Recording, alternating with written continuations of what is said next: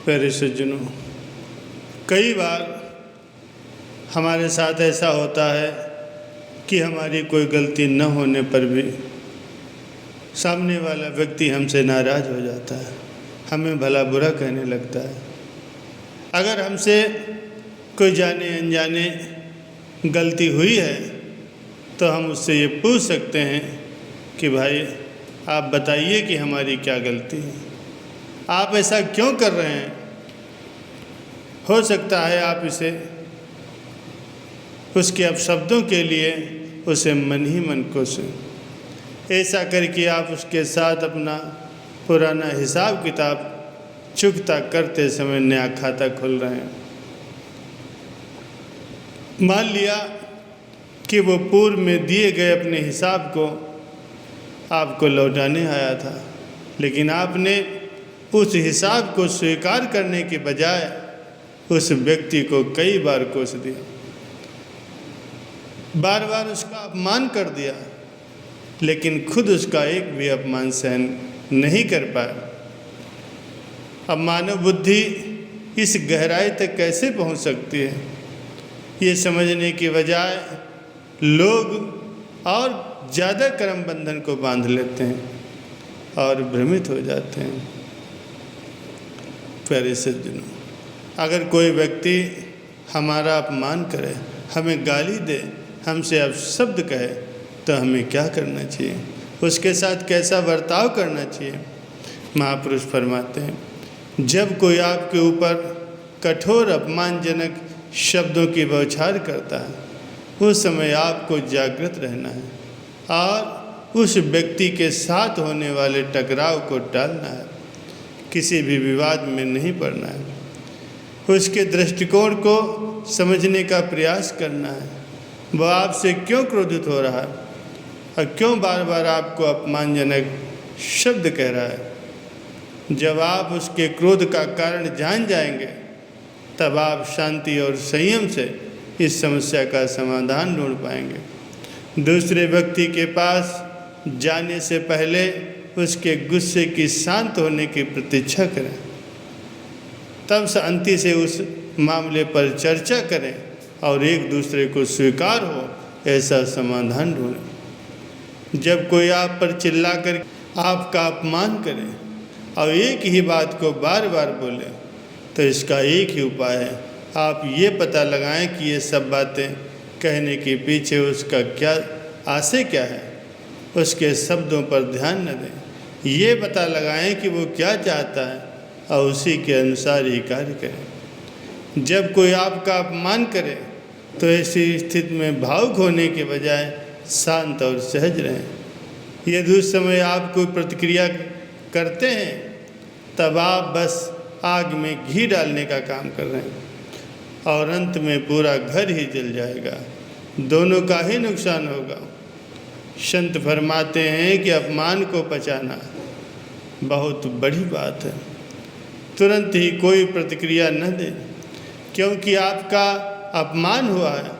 आपका पहला विचार यही होगा कि मैं सामने वाले को भी कुछ सुनाऊं। ऐसा न करें, अपने अंदर की उथल पुथल को शांत होने दें, फिर सामने वाले व्यक्ति के पास जा कर के उसके सामने अपना दृष्टिकोण रखें, अपने विचार उन्हें बताएं और आपने ऐसा क्यों किया उसका भी स्पष्टीकरण दें। फिर हो सकता है कि वह उन चीज़ों को आपकी तरह देख पाए। इस तरह आपका अपमान भी नहीं होगा। सदैव सकारात्मक दृष्टिकोण रखें। ऐसा सोचें कि सामने वाले व्यक्ति ने कठोर शब्दों का ही प्रयोग किया है, उसने आपको मारा नहीं। इससे कठोर शब्दों से लगने वाले अपमान की तीव्रता कम हो जाएगी।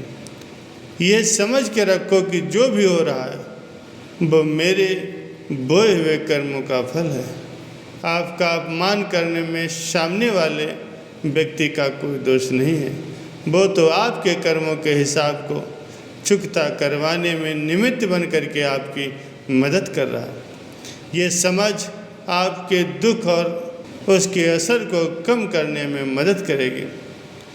ये समझ लें कि मैंने अपने पिछले जन्मों में जो कुछ गलत किया है इसीलिए मुझे इस जन्म में अपशब्द मिल रहे हैं।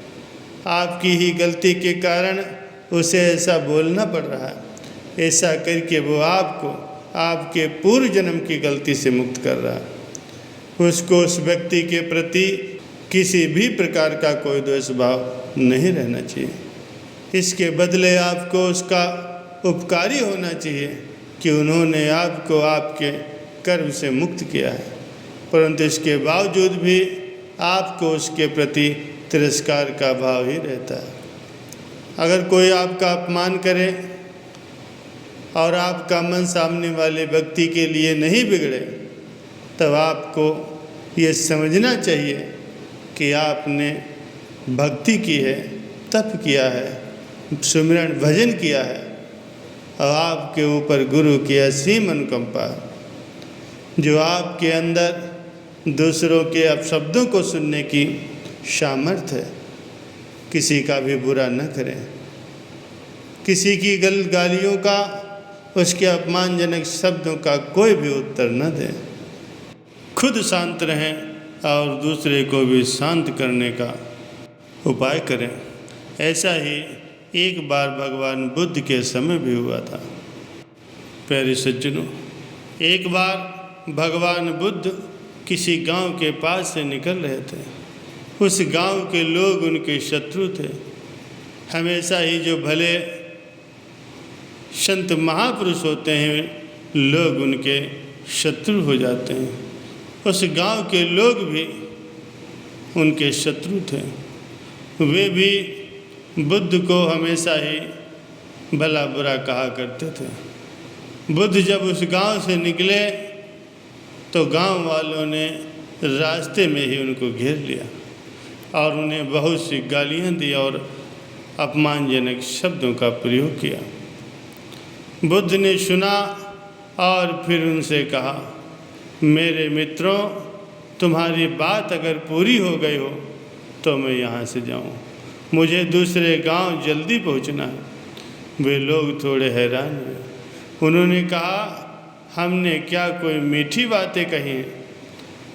हमने तो तुम्हें गालियाँ दी हैं सीधी और स्पष्ट, लेकिन तुम ना तो क्रोध कर रहे हो ना तो कोई प्रतिक्रिया दे रहे हो। बुद्ध ने कहा, मित्रों, तुमने थोड़ी देर कर दी। अगर तुम 10 वर्ष पहले आ जाते तो फिर मज़ा आ जाता।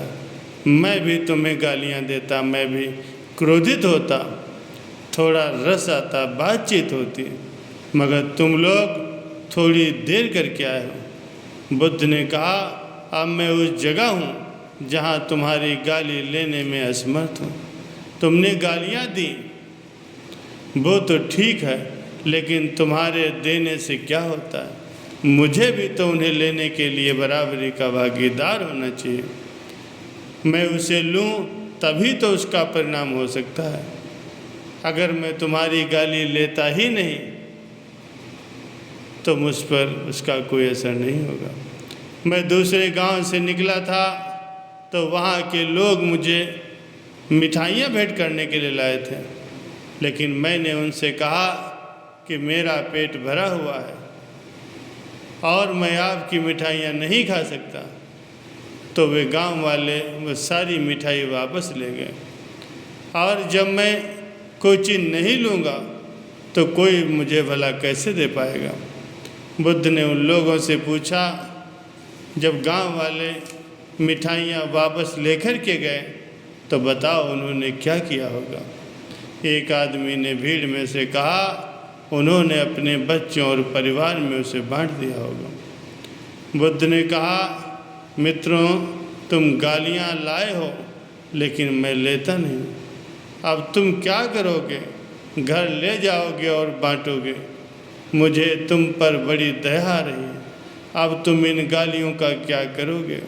क्योंकि मैं इन्हें लेता नहीं, क्योंकि जिसकी आँख खुली होती है वो गाली कभी नहीं लेता, और जब मैं लेता नहीं तो क्रोध का कोई सवाल ही नहीं उठता। जब मैं उन गालियों को लूँगा तब जाकर के क्रोध आएगा। आखिर रहते हुए भी मैं कैसे कांटों पर चलूं और कैसे आंखें रहते हुए मैं किसी की गालियां लूं और होश रहते मैं कैसे क्रोधित रहूं। प्यारे सज्जनों, मैं बड़ी मुश्किल में हूँ, मुझे क्षमा कर दो।